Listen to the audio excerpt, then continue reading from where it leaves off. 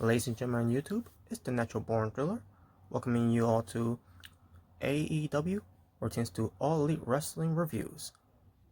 Please enjoy this review.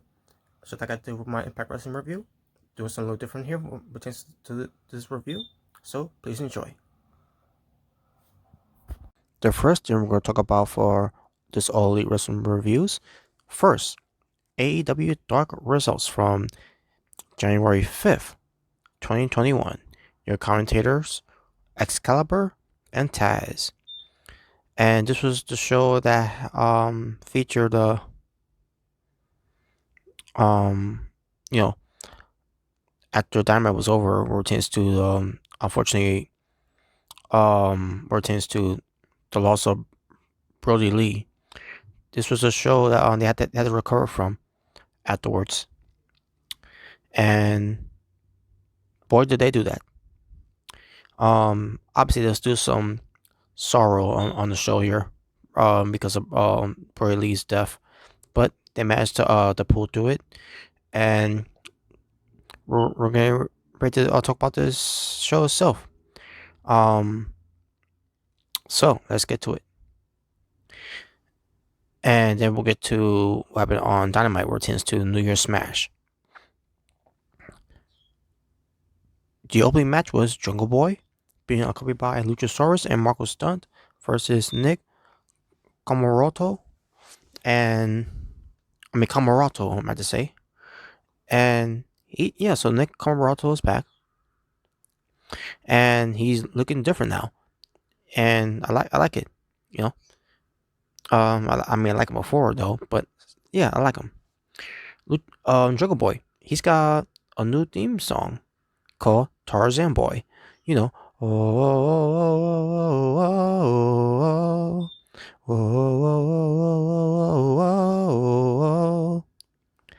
I'm pretty sure you know what that means.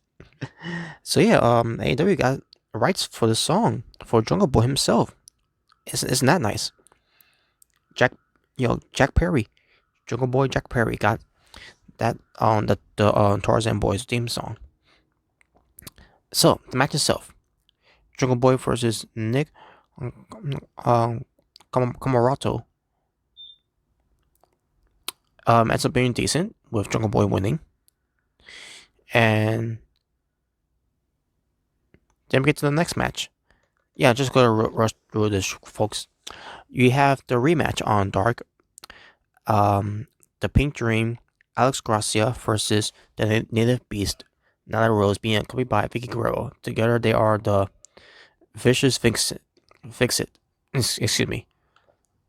The Vicious Vixen. So Alex Gracia shows some fire. She charge and strike at Nyla Rose from the get go. But at the end of the day, it wasn't enough because she got called off by Nyla Rose with a Samoan drop, and then Nyla Rose quickly did a quick work on Alex Gracia, and then gets her the nice beast bomb for the win. And after the match, Vicky Guerrero starts laughing and mocking Alex Gracia of losing to Nyla Rose, and tells Rose to show everybody what they do when we spit out of the gum out of whatever and everything. So now Rose goes to get a table while Vicky Guerrero is holding down Alex Gracia by stomping on her foot. Well, not stomping on, stepping on her foot. That way she won't retreat. So now Rose gets Alex Gracia and puts Alex Gracia to a table, and boy, did that table show no mercy to Alex Gracia. Hey, I don't know if this is the first time that Alex Gracia taken a table bump before, but it was pretty good. I'll say that. And the table really loved Alex Gracia, that she that piece of the table went on top of Alex Gracia. But yeah, and that was it. Then we get to Scorpio Sky versus Ariel Levy, and match itself was decent. Scorpio Sky isn't winning. Yeah, I wasn't really into the match that much, but it was all about your opponent Scorpio Sky because you had to reach for the sky. We had a segment with Marco Stunt being confronted by -1, which is Brodie Lee Jr. he comes out and basically, um, he comes out and basically has some words for Marco Stunt, saying that Marco Stunt always wins matches when he has help, like a Jungle Boy and Luchasaurus.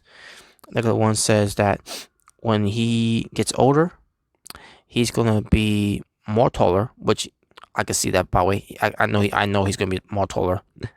And meanwhile, Marco Stunt is still it's gonna be having people find help him and everything, blah blah blah.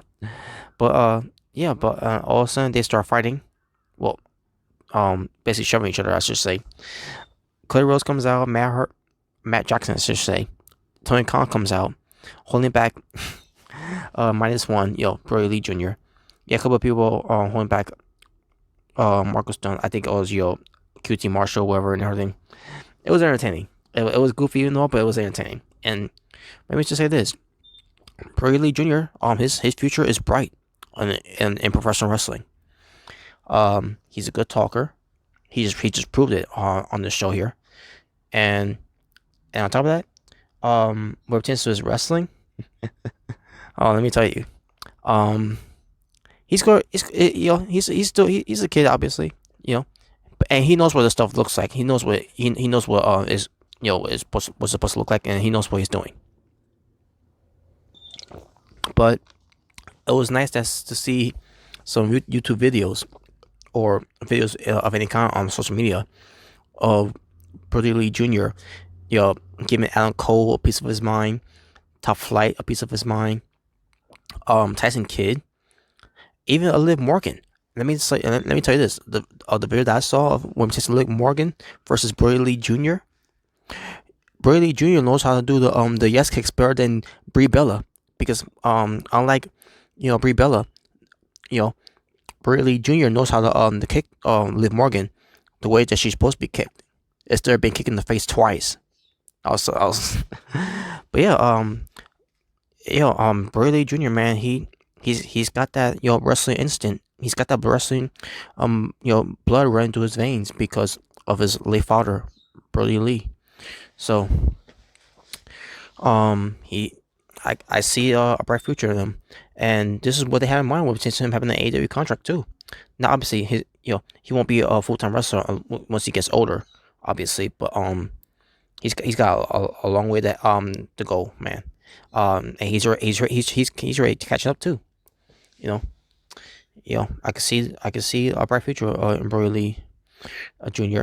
And it's gonna lead to a match between him and Marcus Stunt, and later on, not later on this year, but later on when he gets older. But then again, they probably had matches already, anyways. More chance to Brodie Lee Jr. having matches with Alan Cole and others, that we not even know of. I mean, it's not official matches, but it's just play matches. But yeah, there you go. Then we get to Aaron Solo versus Rey Fenix, being accompanied by Penta El Zero Miedo. The match itself was pretty decent, with Rey Fenix winning the match, and he's being built on rotations to going up against Kenny Omega on night 1. The first event for New Year's Smash, and we'll get to that when we get to it. Brandon Cutler, he goes up against Louis Valley, and decent match. But Brandon Cutler wins. Not much to say about that. Trying to remember what happened.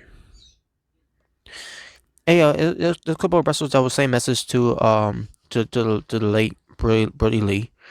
Retains to doing his signature stuff and all that. So it was nice though. Yeah, basically pay more tributes and homage to Brodie Lee. Peter Avalon, he has his Pretty Peter pageant provocation, whatever that's called. I don't care. But he goes up against Angel Fashion. Yeah, I'm done with I'm done with Peter Avalon. This whole thing, I'm not a fan of it. But he has a match against Angel Faction. Like I said, I thought it was going to be a match between him and Griff Garrison, but that didn't happen. And Peter Avalon wins. No much to say about that. And by the way, he botched his finisher, by the way.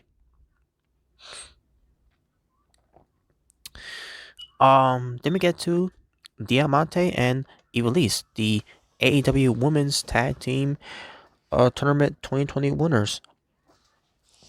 Yeah, we're chasing the cup. And they went up against Kylan King and Tesha Price. So yes, Tesha Price once again. I don't know what were they thinking. I don't know who thought this was a good idea, but Tesha Price is still a babyface, and I'm like, why? She's a natural heel. I'm not trying to say she's a bad babyface because she's not. She's likable as a babyface too, but I like her better as a heel. I think she works better as a heel. And the fact that having her being a babyface out of nowhere, out of the blue, for the past few weeks, it makes no sense. I don't know what prompted her to be a babyface in the first place. I mean, then again, they've done this before with others too, but I see Tesha a heel.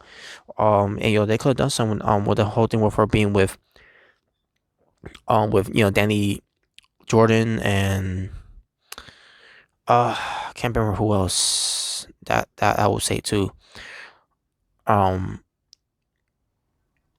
Maybe I don't know. I not really forgot who I also had in mind too. But the fact of the matter is that they're dropping the ball here. Tesha Price should be a heel, and the fact that she's a babyface, I think it was a wrong move there. But she teams up with like I said, with Kylan King, and they had this match, decent match. Diamante and Ivelisse wins, so not much to say about that. The Gun Club, Austin, Billy, and Colton Gunn versus Bear Country, which is Bear Boulder, excuse me, and Bear Bronson, and the Man of Steel, by the way, the Man of Steel, Mike Vernon, Mike Verna, excuse me.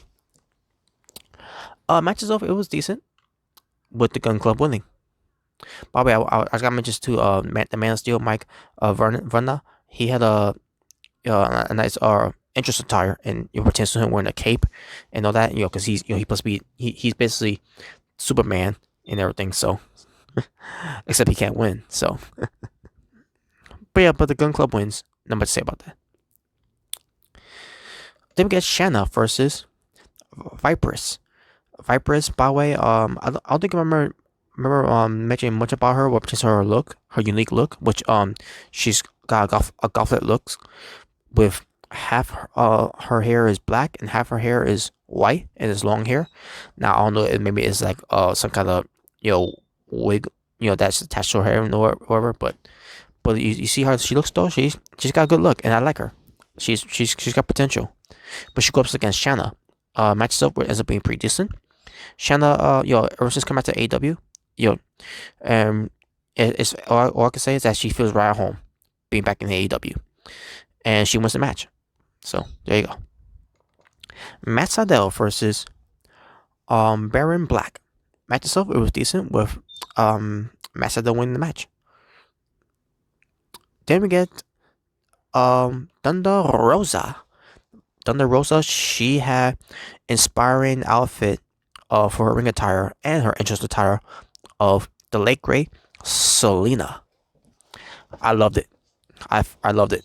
I thought it was great. In fact, I'm gonna show you a picture of it.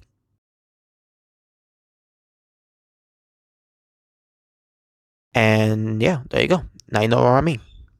But she goes up against the debut on AEW in Ashley Vox. So basically, what AEW did here is a rematch from the NWA, I should say, of Thunder Rosa versus Ashley Vox. They had a match before on AEW. I mean on NWA, excuse me. And Thunder Rosa dominated that match during that time, and she did it here too. Except it was a little back and forth because Ashley Fox did get some good offense in the match here too, but at the same time she also got dominated in this match too. And as far as this match was too, I thought the match they had from NWA was better than the match they had here in AEW because there was a couple of sloppiness here, because of Ashley Vox. But in the end, it was Thunder Rosa getting the win. And there you go. Not much to say about that. Easy win, obviously, for Thunder Rosa, though. But still competitive in a way, but still, it could have been better. Then we get to the Acclaim. They go up against Lee Johnson and Sean Dean. By the way, the Acclaim is Anthony Bowens and Max Caster. They did the whole, freestyle. Max Caster, obviously saying, he's, basically represents to Sean Dean that he's the captain now, and calls Dean a little bitch. And he made a reference to some Captain Crunch thing, whatever, something like that. And then he made a reference to something about Lee Johnson, I'll be in Nightmare Family, whatever, I don't remember. But the match itself, it was decent, with obviously the Acclaim winning. So, there you go. Then we get to Danny Limelight versus Fuego del Sol. Match itself is pretty decent, with Danny Limelight winning. I'm like, hey, that's good. A Puerto Rican wrestler winning here. And Danny Limelight. I loved it. No offense to Fuego del Sol, but so there you go. Then we get to Frankie Kazarian being accompanied by Christopher Daniels versus Angelico being accompanied by Jack Evans versus Griff Garrison being accompanied by Brian Pillman Jr. versus Darius Martin being accompanied by Dante Martin. And this was a 4-way match, which I thought was a good 4-way match too, by the way. And you also have some outside influences too, or to the other teams as well. It was chaos, but it was good in a good way. In the end, it was Frankie Kazarian winning the match when he pinned Griff Garrison. Then we get Michael Nakazawa versus the Spanish God Sammy Guevara. And I say to myself, why? Not because of Sammy Guevara, but because of Michael Nakazawa. In the end, Sammy Guevara won though. So match itself, Michael Nakazawa, I don't know. But Sammy Guevara was good though. After the match, Sammy Guevara gets on the microphone and he says, his back is sore for carrying this whole entire show, saying that, screw 2020, which I agree. And he knows that this year, is maybe the same goals, blah blah blah. And he knows his work, and he doesn't kiss ass, and no one can be like him, and there's no one better like him. He invites anyone to prove him wrong, better than him, rather on Dynamite or Dark, and says that Sammy Guevara is going to be champion in AEW, and I think he will.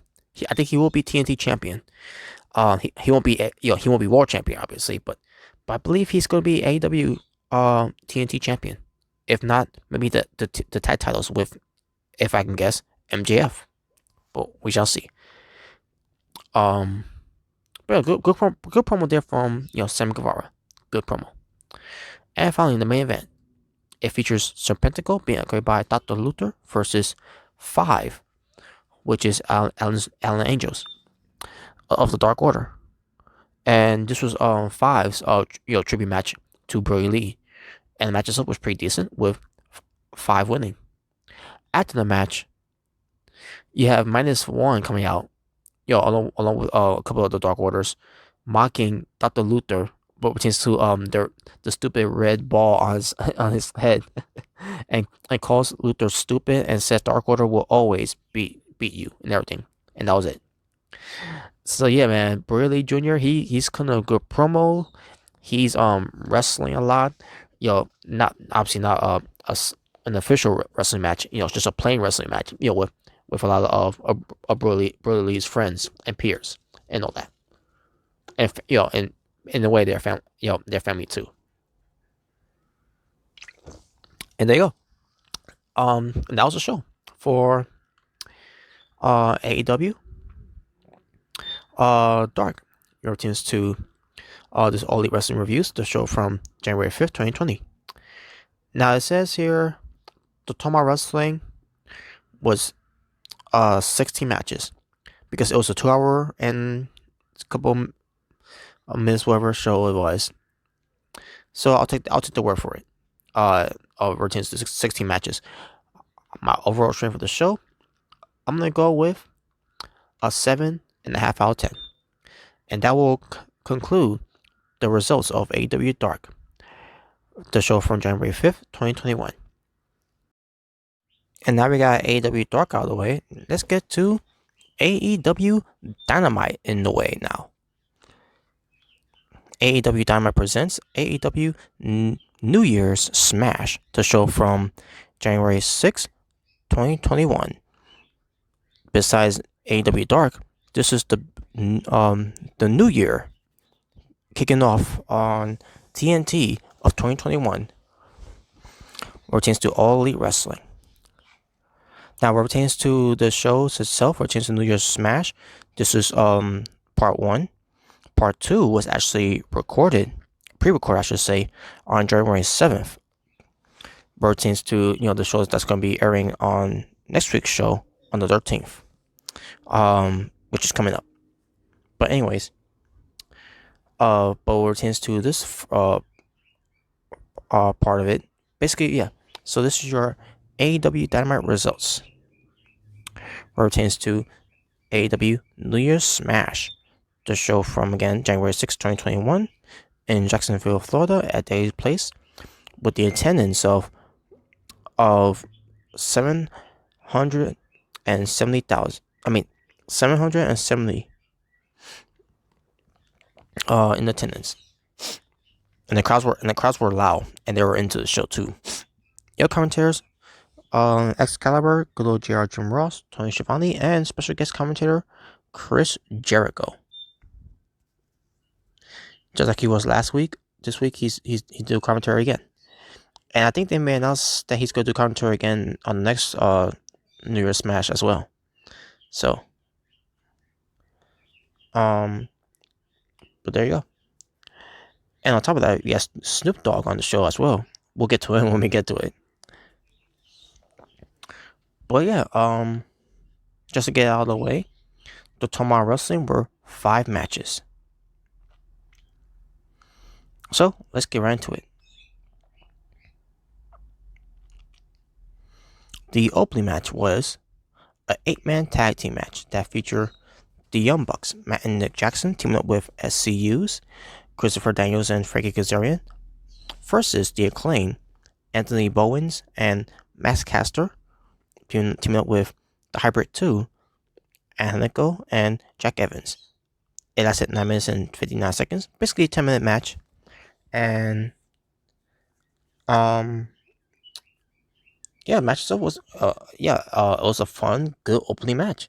I enjoyed this match. It was pretty good. They said in this match that Nick Jackson suffered an injury where he almost could have broken his leg in this match.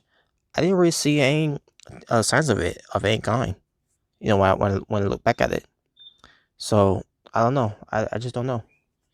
But either way, this match was great though.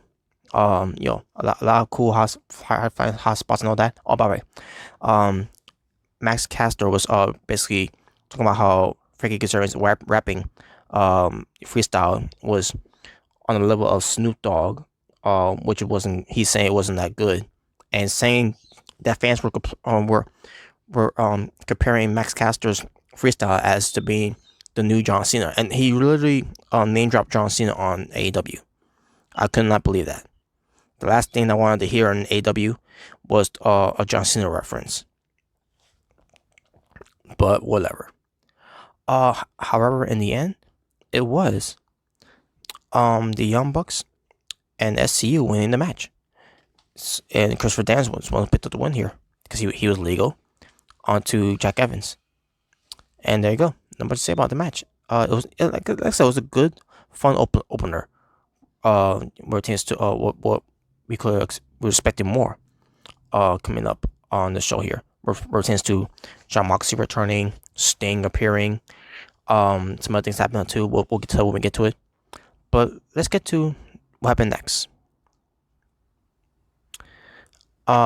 Basically, what happened next? After the post match, SCU told the Young Bucks that they're gonna get back on track with chance of winning matches, and when they do, it's gonna come down when they're gonna face each other, for the tag belts, and the Young Bucks are they agree to it, and a handshake and all that, a German handshake and everything, and we'll get to something about that with the Young Bucks, or just the German handshake too and all, like what happened with Moxley and Omega. Just saying. Speaking of John Moxley, we get the return of John Moxley, and he basically cut a promo where we chance to what happened to him from that world title match against Kenny Omega. So this is what we had to say.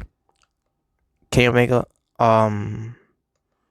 this is John Moxley saying this is to Kenny Omega, and also addressing this whole situation with Kenny Omega.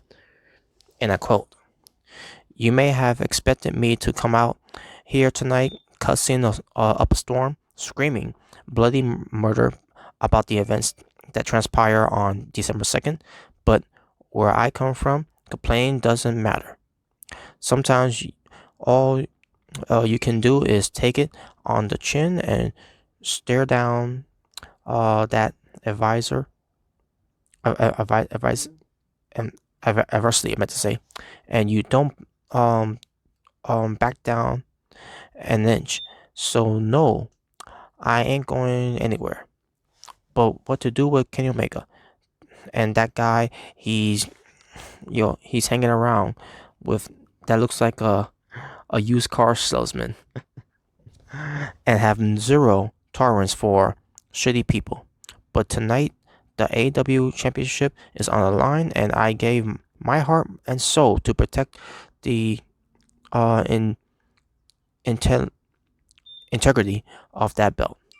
Ray Phoenix has a chance at the belt tonight, and he worked 13 years for this opportunity. Kenny, just remember, I will get even and then some. When I do something, when I say I'm going to do something, I do it. When I make a commitment, I see it through, no matter how long it takes. I will forever be in your blind spot, Kenny. I'm the boogeyman." The same "I'm the boogeyman" promo that he cut when they did the whole thing with him of he recorded to show this promo for Wrestle Kingdom from night one. So yeah, John Moxley, we're just pro wrestling. He is the boogeyman. But anyways, back to this. I promise you, one day you are going to look in the eyes of the devil, and you are going to beg for mercy when you realize you crossed the wrong guy. And that was it. That was from John Moxley. Great promo. And we'll get to more about that later on, pertains to John Moxley being involved later on. Dasha interviews Orange Cassidy and Chuck Taylor, pertains to what's going on with Trent. So Trent, for those who don't know, he suffered an injury, which is why they did the whole angle where he was attacked backstage. We don't know how he got attacked backstage. They just show him, put him in the ambulance, and that was it.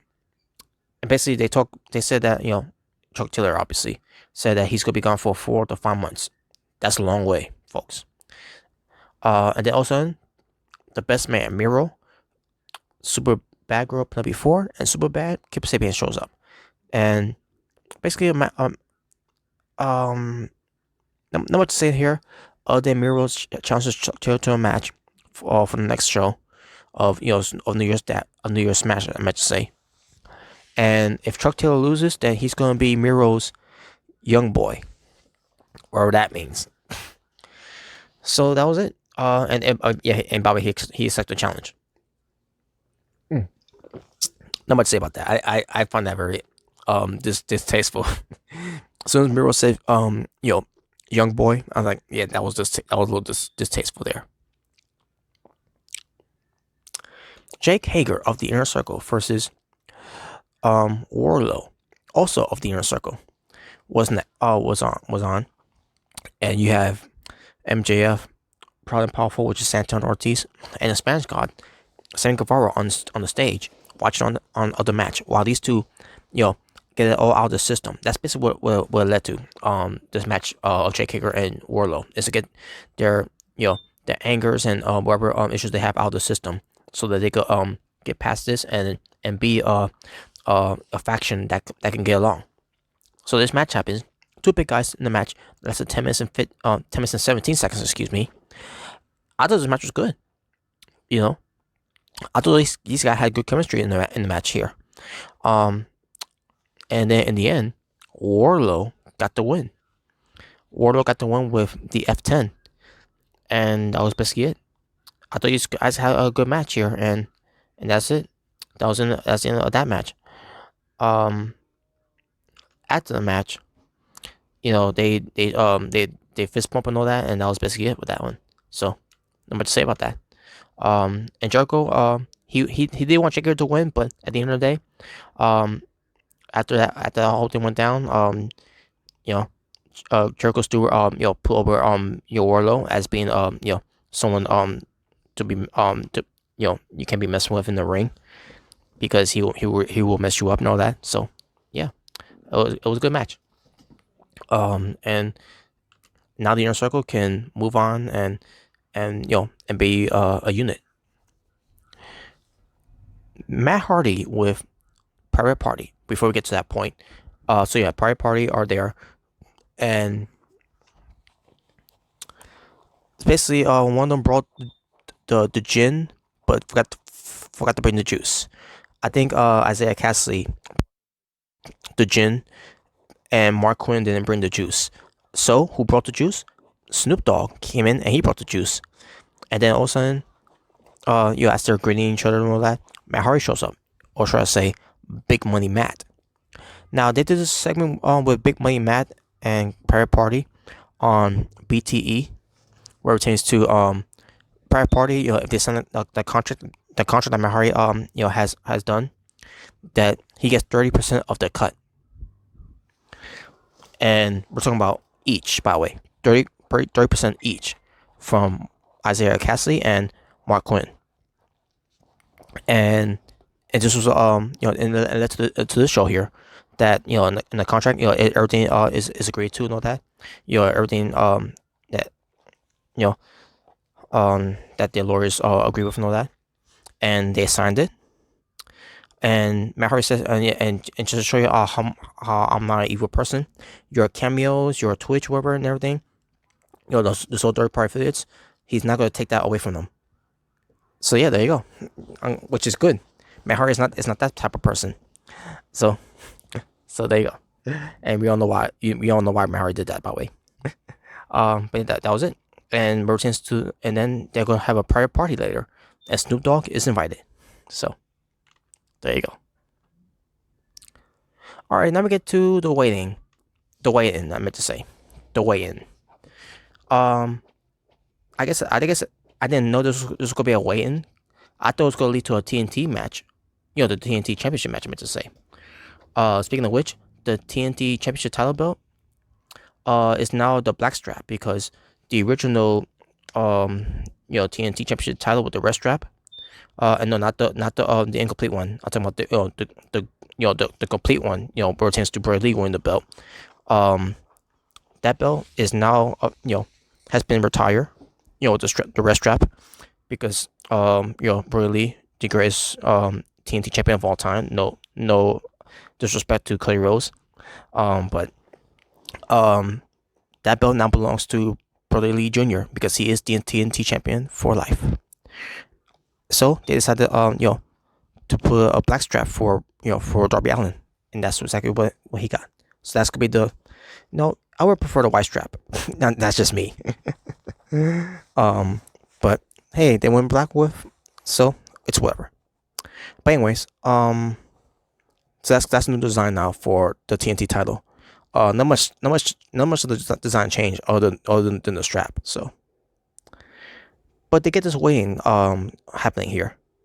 So the weigh-in had Brian Cage being 272 pounds, and it was all a montage by Tony Schiavone. And you had the rest of Team Taz out there too, by the way, for Brian Cage. and Darby Allin was weighing in 170 pounds. And Taz, was doing his thing on the mic, and then Darby Allin starts talking, and then all of a sudden, enough talking, let's fight. Even though it's Darby Allin, just one person, and obviously his weapon of choice is a skateboard. And who comes out to interrupt? Sting. So basically, Team Taz leaves on the ring to try to confront Sting. They thought he was gonna come from the from where Moxie all comes out, and from where Darby Allin comes out, like from last week. But no, he came from the stage. The whole thing where they came from last week was a one time thing. So Sting come from from the entranceway, which called the Team Taz stables on off guard and everything. And Taz said he's sick of this and all that. He's sick and tired of all this. And that was basically it. And Sting stands tall with Darby Allin, and that was it. Not much to say about that, folks. So much for that. But hey, great to see Sting on the show though. So at least he's doing something, unlike WWE doing nothing with him. But anyways, MJF was backstage with a cameraman, and Jake Hager was outraged because he lost to Wardlow. I guess he was taking more out of his system there, and basically MJF almost got his ass kicked there. But MJF was having a pet talk with Jake Hager, and Jake Hager was like, you know what, you're right, man. Thanks for checking up on me, and that was it. I'm like, oh, okay. I guess he's done cooling off now. So there you go, folks. That was not much to say about that. So Alex Marvez, he interviews Jurassic Express, especially Marco Stunt. Basically, he talks about what's Marco Stunt's plans, and I asked him, so who cares about Marco Stunt's plans? But Marco Stunt says that they are going to the tag titles, and then I said, so wait a minute, you going to the tag titles? Get out of here with that. But the FTR comes in to interrupt. And basically, Dash says maybe -1 was right about what he said, that you are a loser and everything. And then Marco Stunt said, well, we'll see who's a loser, next week. It's gonna be Marco Stunt and Jungle Boy, basically for part 2 of New Year's Smash. And then FTR accepts the challenge, and they said top guys out. And then Tully Blanchard may have made some remarks to Marco Stunt. He walks away, and Marco Stunt tried to go after him, but he was held back by Jungle Boy and Luchasaurus. So they're doing this whole thing with holding back Marco Stunt back again. Oh my God. Then we get to Cody Rhodes being accompanied by Snoop Dogg versus Matt Sydal. Now, Cody Rhodes came out with Snoop Dogg's remix of his version of, Kingdom. Cody Rhodes' theme song, I should say. It was alright. I didn't like the mixed remix of it and all that. But the reason why we had Snoop Dogg on the show here too, by the way, because along with Cody Rhodes and Snoop Dogg, they're part of the show called Go Big Show that's being promoted on TBS. The show already happened though. I didn't see it because, to be honest with you, I really don't care about the show. But that's what the show was all about too. It was they're basically advertising and plugging the Go Big Show on TBS. On AEW Dynamite here for New Year's Smash Part 1, and they had and that's another too. They had the ring skirt around it, and the guardrail covering it onto and all. I'm like, oh my God. But yeah, hey, well, it's whatever. But the match happens between Matt Sydal and Cody Rhodes. Good match. Other than the one botch from Matt Sydal, match was still good though. It lasted 10 minutes and 3 seconds. Snoop Dogg was coaching for Cody Rhodes, while Arn Anderson took a night off, and at one point Cody Rhodes tried to hit Matt Sydal, but ends up hitting Serpentico instead, and Dr. Luther gets mad about that, but the match will continue after that. But yeah, a lot of good spots from both Cody Rhodes and Matt Sydal in the match here, and obviously they were triple four, especially in the days in WWE. In the end, it was Cody Rhodes getting the win on Matt Sydal with not one but two crossroads. And after the match, all of a sudden, Dr. Luther and Serpentico gets in the ring and beat up on Cody Rhodes and on Matt Sydal a little bit. Matt Sydal starts fighting back, and Cody Rhodes starts fighting back too. And then Matt Sydal was gonna go for, basically Dr. Luther was taking out the ring while Serpentico was taken out and get ready to take a move from Matt Sydal, shooting star press. But then Snoop Dogg stops Matt Sydal. Says, no, I'm going up there. And I said, wait a minute, he's not gonna do a shooting star press, is he? And then to see how he's going on the top rope and everything, I said to myself, okay, he's not gonna do a shooting star press. Then what's he gonna do? So Snoop Dogg goes for a frog splash, and it was one of the worst frog splashes I've ever seen my entire life. And basically, this is how it looked, folks.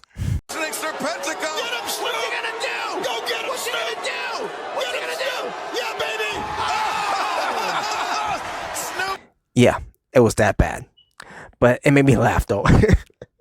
I was laughing my ass off when I saw that too, though. And I'm like, well, that's gonna be a meme. That's gonna be a gif, and that's gonna be everything. That's gonna oh man, that was hilarious. And it made it the rest that frog splash look bad too. So but the frog splash ended up being redeemed. Retains to someone for later on. We'll get to that later. But yeah, that was basically it for that one. Oh, I guess it was a good laugh when you think about it. But jeez, man, Snoop Dogg don't ever do that again. That's all I gotta say from there. About a day when Snoop Dogg did the frog splash onto Serpentico. Serpentico took a big L and the B. Yeah, basically took the L of being a loser and took the B of being buried after taking the worst frog splash and basically gained the 1, 2, 3 count in the middle of the ring. Well, not in the middle of the ring. I shouldn't say middle of the ring because they didn't have it in the middle of the ring. But either way, it happened in the ring though. So bad. It was just bad. Moving on to the AEW Women's World Championship. You have Hikaru Shida defending her AEW Women's Championship title versus Abaddon. Yeah, Abaddon, I meant to say. That's at 8 minutes and 27 seconds. Match itself. Okay, so first Abaddon attacked Hikaru Shida first, and then wham, the candlestick to the head, only for her to rise up like the Undertaker, Michael Myers, Kane, whichever you want to say.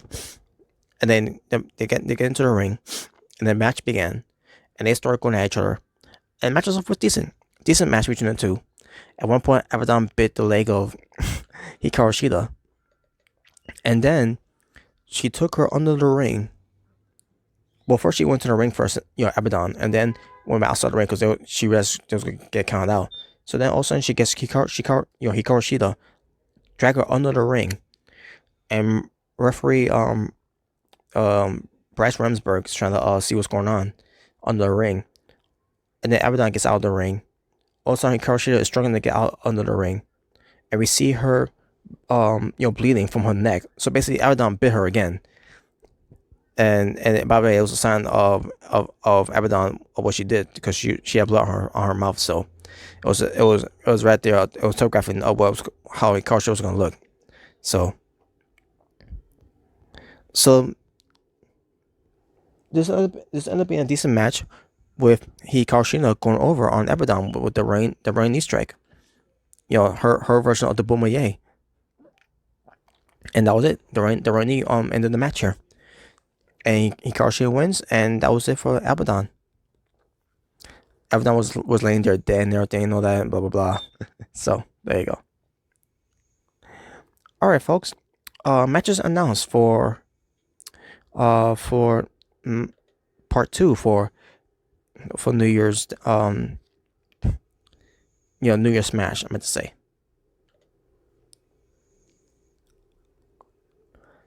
So the matches that are going to be happening is going to be Darby Allin defending his TNT Championship title against Brian Cage. FTR versus Jurassic Express. That's going to feature Marco Stunt, unfortunately, and Jungle Boy. Serena Deeb will defend her NWA Women's World Championship against Ty Conti, which I'm assuming this is Ty Conti's first ever title shot for a women's championship in pro wrestling. Because God knows she didn't get the opportunity in NXT. Fuck you, WWE. Speaking of Ty Conti, they show backstage Ty Conti was with the Dark Order, Anna Jay, John Silver, and Alex Ronos. So I'm thinking to myself, is Ty Conti going to be part of the Dark Order now? Because they were really telegraphed it that way. But Ty Conti was with the Dark Order. Basically, Ty Conti says that she is going to become the next NWA Women's World Champion when she beats Serena Deeb, and said that she have the Dark Order with her, retains to being a by. So basically, what's telling us here that John Silver, Alex Reynolds, and Anna Jay is going to be in the corner of Ty Conti. So we'll see how that turns out. I know Anna Jay's gonna be there, but I don't know if we're really gonna have John Silver and Alex Reynolds there, but we'll see. We'll see. So yeah, and the other matches that gonna happen too. It's gonna be Pac versus Eddie Kingston, Chuck Taylor versus Miro, where if Chuck Taylor loses, he will be Miro's young boy until the and this was the stipulation too, until Sabin and Ford's wedding. That's gonna happen at Beach Break. That's gonna be the Dynamite show they're gonna be having, the special show of it. I think it's on February 3rd, if I'm not mistaken. Let me double check here. Where is it? Yes, February 3rd. So that's gonna be the wedding night. So there you go. Okay, and that's basically it for that one, folks. But I will tell you one more match before we get to it. Where tends to happen on after the main event, but also on the show as well. I don't remember if they said something about Sting. I think they said something about Sting being there too. But also, finally, long waited and long overdue. The Waiting Room is leaving AEW Dark and now will be appearing on Dynamite for New Year's Smash 2. It's going to be Britt Baker, the host, obviously. And special guest is going to be Cody Rhodes. And we finally get, for those who doesn't watch Dark and never seen The Waiting Room, you're finally going to hear that horrific laugh of Reba, Rebel, whichever you want to call her by. Her laugh, going, like basically laughing like Elmer Fudd. That's basically how she was laughing, like Elmer Fudd. But you'll find out once we get there. But anyways, main event time, folks. Main event time. It's for the AEW World Championship. 15 minutes and 3 seconds it lasted. Kenny Omega, the champion, obviously, being carried by Don Callis, versus Ray Phoenix. While Ray Phoenix makes his entrance, Pac, who was it basically was an earlier promo, where Ray, basic Death Triangle, which is Pac, Ray Phoenix, and Penta El Zero Miedo, and basically Pac says, he says thing about Ray Phoenix, it's gonna beat Kenny Omega and become champion. And there you go. And we get to this match itself, folks. This match kicking off, the new year of 2021 for AEW.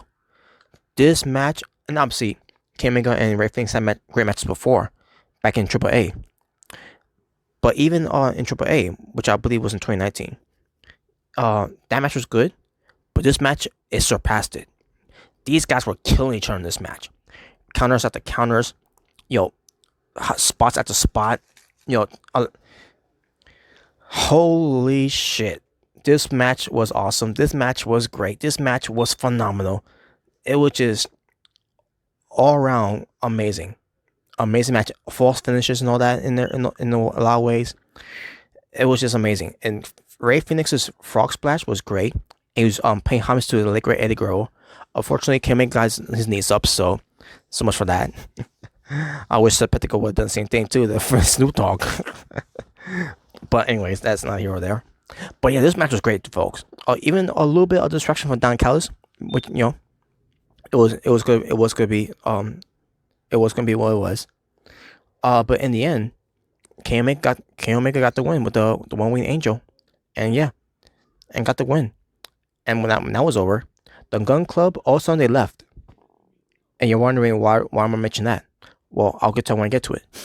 So after that was over, all of a sudden Don Callis gets on the microphone and says this thing, and he's like, "Hey, Ray Phoenix, where's your boys? Oh yeah, that's his son. I want to show you." So all of a sudden you see Eddie Kingston and the Butcher and the Blade and the Bunny. They jump 2 members of the Death Triangle, and basically they can't go out there to save Ray Phoenix because Don Callis wants Kenny Omega to destroy Ray Phoenix. So as he's about to do that, also John Moxley comes out with a barbed wire bat. He chases away Don Callis and attacks Kenny Omega with the barbed wire bat. And Don Callis is trying to do everything to try to help out Omega and everything. All of a sudden, I never expect this to happen. And I see myself as I'm watching this, I see myself they got plenty of time. Like wait a minute, is something gonna happen here? And all of a sudden, Machine Gun Carl Anderson and Big LG, Doc Gallows, the Good Brothers, the Impact World Tag Team Champions, is the Impact Wrestling Invasion, sort of, because it was only those two, and they attack Moxley, and Omega joins along with them. And then you have Brian Kendrick, or not Brian Kendrick. I'm sorry, Brian Pillman Jr. Excuse me, and Griff Garrison. They see enough. They went to the ring to stop it, but there was no avail. Yeah, a couple of people too as well from, like Danny Limelight, Fuego del Sol, Sean Dean, a couple of heels too from the other side, like Rising.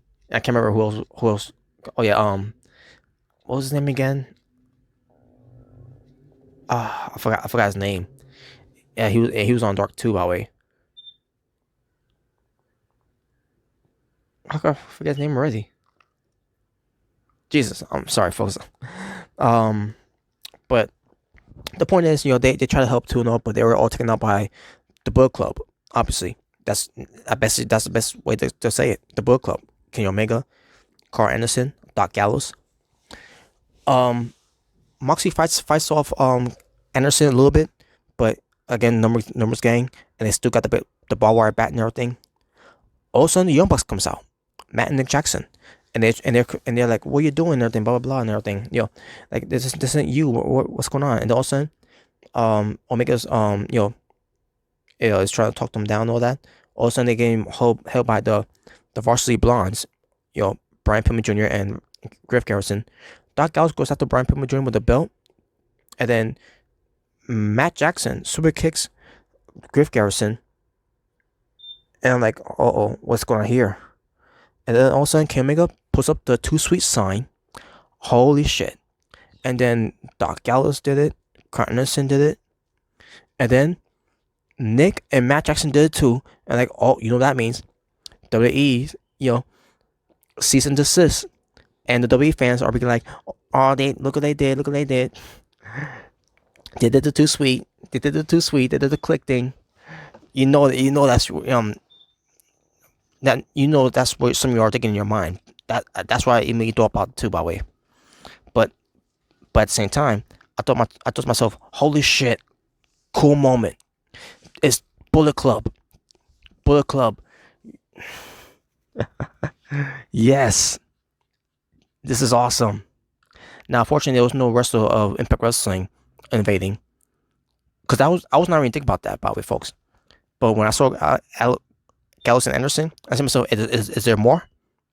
Based on what they did here, what they changed to the AEW rosters getting involved, I thought that's what it was gonna lead to, but it didn't.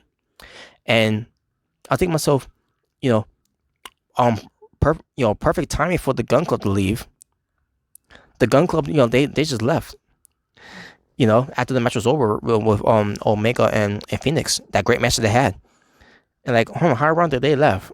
While all this was going on, with the whole thing on the invasion happening. Just saying, kind of odd. But anyways, there you go, folks. That was the show. I couldn't believe it, and they're giving us a cliffhanger of what's going to happen next week's show too, because the other match I didn't get to talk about either. I didn't know about this one too. I've seen it. It's going to be the Elite, the Elite, Kenny Omega, Matt Jackson, and Nick Jackson versus to be announced. Who's that going to be? I don't know. Maybe the Gun Club. Who knows? I don't know who else it could be. Maybe John Moxley and the Varsity Bronze, which is Griff Garrison and Brad Pillman Jr. Maybe, who knows? But I don't know. It's yet to be announced, but we'll see.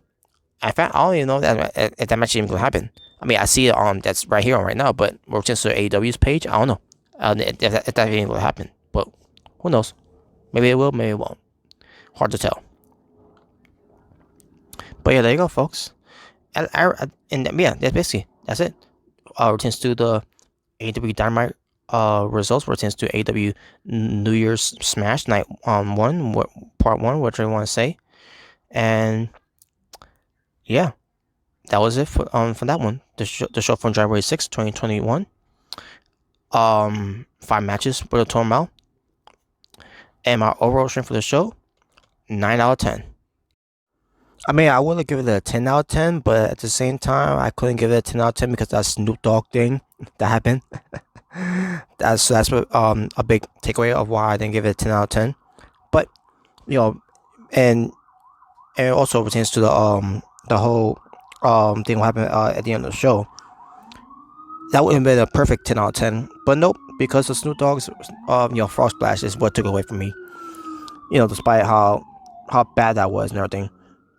And fuck the sirens, by the way. Fucking ruined my recording there. But whatever. Anyways, but there you go, folks. That includes the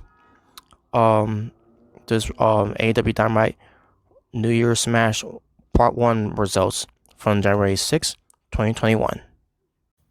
And that's all the time we have. So thank you all for watching. For It's Natural Born Thriller saying, if this is the first time you're experiencing yours truly right here on YouTube, please hit that subscribe button and hit the notification bell for more video contents in the future.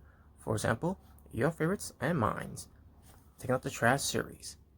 So you'll stay well, stay safe, take care of yourself for everything that's going on in the world. Wear your mask, wear your gloves, love one another, God bless one another, live in peace and harmony for us all. So, I'm out here, ta-ta for now, saying peace on the streets. Take care.